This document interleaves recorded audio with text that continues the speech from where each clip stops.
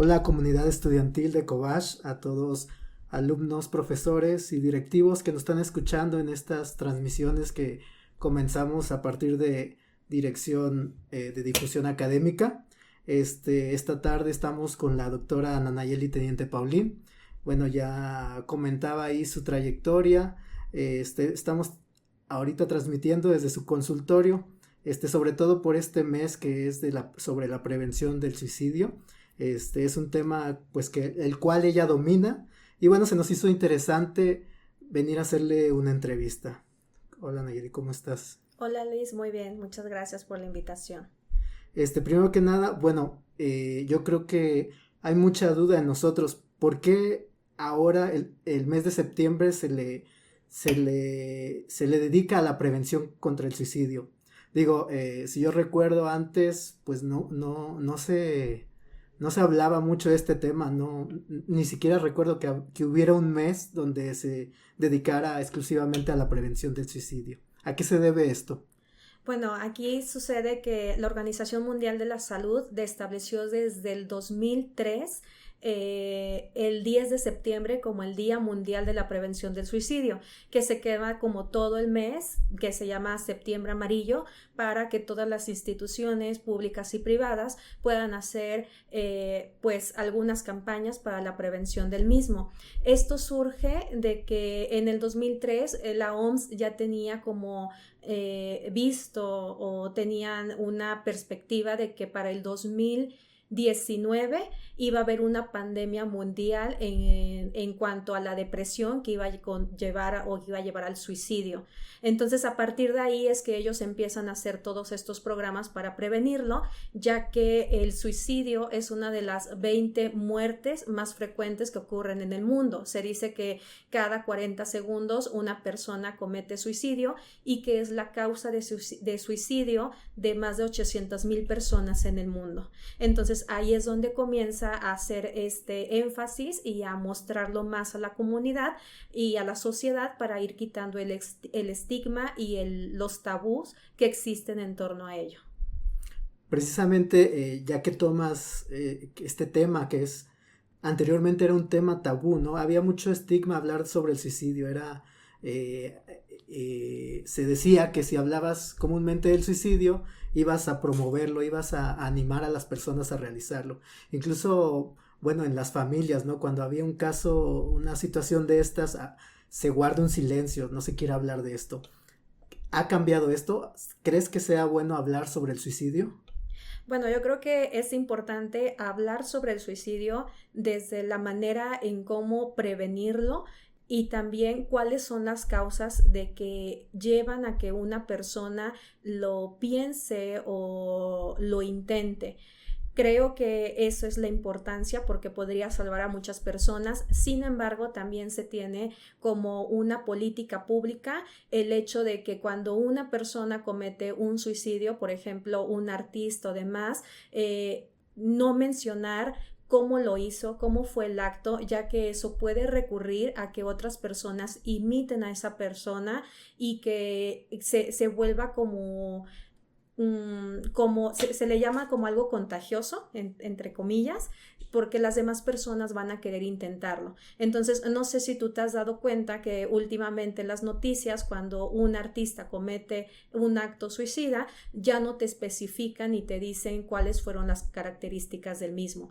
Igual sucede cuando hay compañeros, hay personas que en las instituciones llegan a intentarlo o lo llegan a concluir, también es como guardar esa parte de mencionar tal cual como fue el hecho. Entonces ahora es más que nada hacer énfasis en la prevención y quitarle ese tabú o ese mito de que las personas que lo piensan solamente quieren llamar la atención o que la persona que lo dice es porque no se va a matar.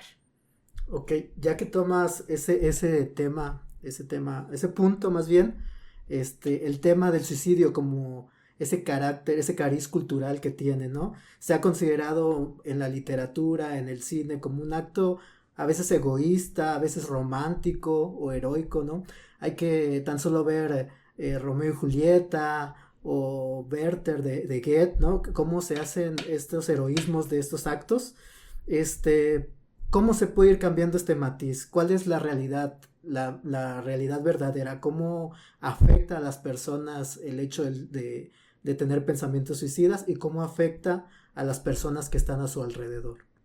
Sí, yo creo que es irle quitando como toda esta parte romántica que tú hablas y verlo desde la realidad que es un trastorno o es un malestar que está viviendo la persona y que generalmente no es que la persona quiera quitarse la vida, muchas veces quieren cambiar la manera en que viven pero no saben cómo hacerlo.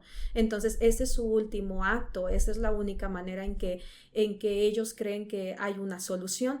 Entonces aquí lo más importante para romper todo este estigma o todo esto que se ha visto en la televisión, en los libros, en las revistas de corazón y demás, es como ir dando información en torno a las consecuencias de los trastornos mentales, en torno a las cuestiones genéticas, biológicas obviamente, y también culturales, así como la falta de trabajo, la falta o la inestabilidad económica que también puede llegar a que la persona pase por esto. Y creo que es ahora sí, una variedad de factores lo que puede hacer que una persona cometa el acto. ¿Cómo afecta a la persona? Decías, creo que es el hecho de que entran quizá en algunos casos en una depresión profunda y es entender qué características conlleva eso, cuáles son las alertas y cómo afecta a la familia. Para la familia es un dolor muy fuerte porque para ellos es pensar que pudieron haber hecho más o pudieron ayudar a esa persona y no se dieron cuenta de que ese familiar tenía algún conflicto o estaba sintiéndose mal que quería quitarse la vida. Entonces siempre se queda como esa culpa en la familia y es algo que a veces se va pasando de generación en generación. Así es como va afectando, no solamente afecta a la familia, también afecta, por ejemplo, si sucede con un compañero de clases en una institución, afecta también a las personas que están alrededor, porque también hay esta culpa de yo lo vi antes, ¿por qué no me lo dijo? ¿Por qué yo no lo invité? ¿Por qué no salí con él? ¿Por qué no le llamé? ¿No le mandé el mensaje? Entonces, creo que va generando esa culpa de que pudimos haber hecho algo diferente. Ok, muy interesante. Entonces, estamos diciendo que la cuestión sobre el suicidio no solamente se limita a características mentales, psicológicas y de personalidad, sino que hay más rasgos contextuales de su entorno, de la forma en cómo se involucra con las demás personas. ¿A eso te refieres? No el suicidio, comúnmente pensamos que solo es una cuestión psicológica. Sí, no, yo creo que pues muchos pensamos que la persona que piensa en el suicidio solamente lo asociamos con depresión, pero a veces no nos damos cuenta que también puede haber trastornos de bipolaridad, un déficit de atención, un autismo que también pueden llevar esos factores de suicidio, así como también a personas que a lo mejor no tienen esta tendencia o no tienen este trastorno como antecedente, pero llegan a tener situaciones muy fuertes en su vida, como la pérdida de un trabajo, como el divorcio, como la pérdida de algún familiar, que eso les lleva a tomar esta decisión. Entonces son muchos factores, tanto culturales, económicos, biológicos, los que van a influir en la decisión de la persona. Ok, mira, en Colegio de Bachilleres somos una comunidad enorme, bueno, somos tanto trabajadores como docentes, como personal administrativo, y bueno, cerca de 19,000 alumnos a los que les damos atención. No sé, es algo, yo creo que te preguntan muchos y es muy difícil responder, pero ¿cuáles serían algunos síntomas o focos rojos que nosotros podemos identificar tanto como docentes hacia los alumnos o como compañeros o amigos que podamos decir, bueno, esta persona tiene ciertas características que lo pueden encaminar a una situación que ponga en peligro su vida? ¿Qué rasgos nosotros podemos ver y cómo los podemos ayudar?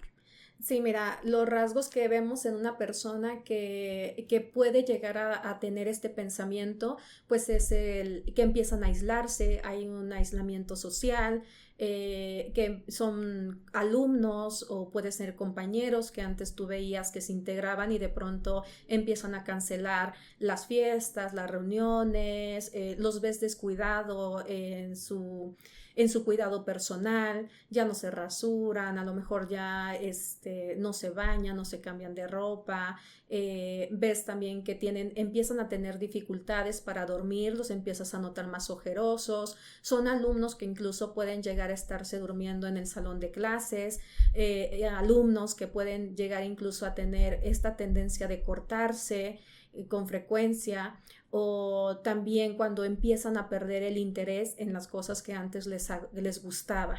Entonces, a lo mejor antes les gustaba jugar fútbol, lo dejan de hacer, ya no les genera ese placer y vas notando cómo esa persona va perdiendo pues esa parte de integrarse a la sociedad. ¿Cómo se puede ayudar a estas personas? Yo creo que es algo bien complicado, sobre todo porque estás en una institución donde hay un montón de gente, pero algo que siempre les recomiendo es como el programa que hizo la UNAM en la extensión Iztacala, que es el CREAS, en donde uno se certifica para los primeros auxilios psicológicos, en donde ellos, a partir de que tuvieron un alumno que se suicida de la carrera de psicología, de medicina, entonces ellos empiezan a hacer un programa de primeros auxilios en donde se llaman guardianes para ayudar a los alumnos, a los maestros que tuvieran pensamientos o tendencia suicida, y entonces capacitan desde todos los alumnos que quieran participar como guardianes, como maestros, para que cualquier alumno que se acerque o que ellos vean esa alerta puedan dar la atención de primeros auxilios y acercar a esa persona a las instituciones bueno, en ese caso ellos tienen ahí su institución o a los profesionales para recibir esa ayuda. Entonces, creo que así como sabemos todos primeros auxilios, en general, deberíamos estar todos capacitados de primeros auxilios psicológicos para hacer una entrevista motivacional cuando una persona se encuentra en un estado crítico con pensamientos o tendencia suicida.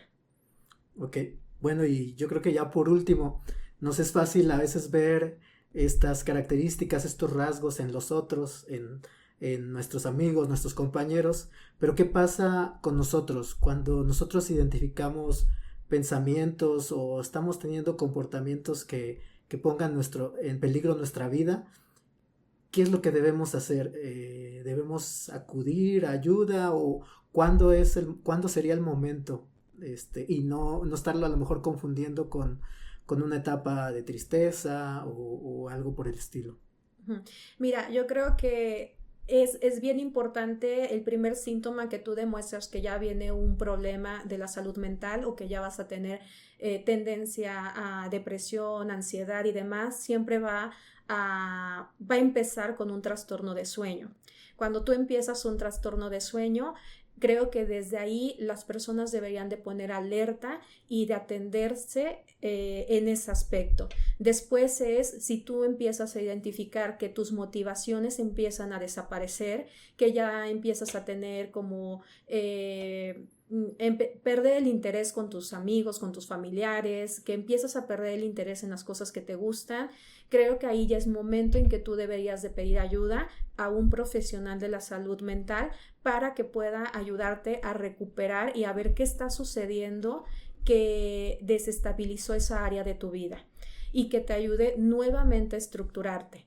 Ya de ahí creo que si ya te encuentras en una posición donde tú dices, yo ya estoy pensando en el suicidio, pero ya también tengo un plan hecho, creo que ahí en ese sentido de desesperanza, que es uno de los signos más peligrosos, ya sería recurrir a la parte psiquiátrica para que un psiquiatra te pueda ayudar a través de medicamentos a salir más rápido de la situación, ¿sí? Entonces, Y recuerda que no, el vivir o estar sufriendo, llevar una vida de sufrimiento no es algo normal, y así como a veces nos tomamos un medicamento para el dolor de estómago, también podemos recurrir a la medicina para sentirnos bien emocionalmente cuando ya no podemos con nuestra vida. Entonces, es saber que siempre puede haber una solución y podemos pedir ayuda a través de psicólogos, psiquiatras, que nos puedan dar pues su orientación y estrategias para salir de ahí. Ok.